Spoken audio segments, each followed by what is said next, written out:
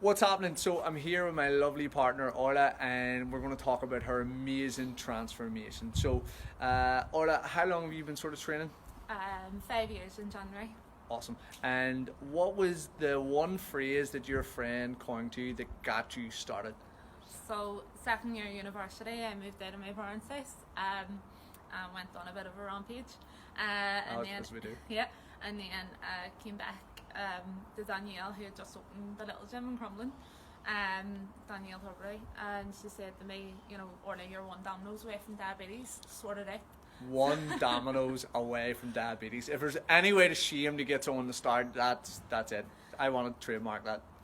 So I was graduating that July, and I was at my heaviest that January, 15.5 stone, and said, if I don't fit in the size 10 from my graduation, I'm not going.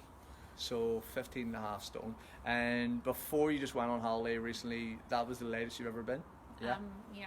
Yeah, and from like January to that time frame, how much actual weight did you lose? About 8 kilos. About 8 kilos. It's over a stone or so in the last sort of thing. So if you could speak to anyone who was in your position 5 years ago, or anyone who's maybe just thinking about getting in and trying to lose a little bit of weight, what would it be?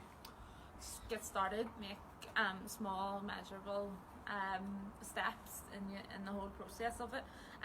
Don't dive in and automatically drop your calories that you're eating dust.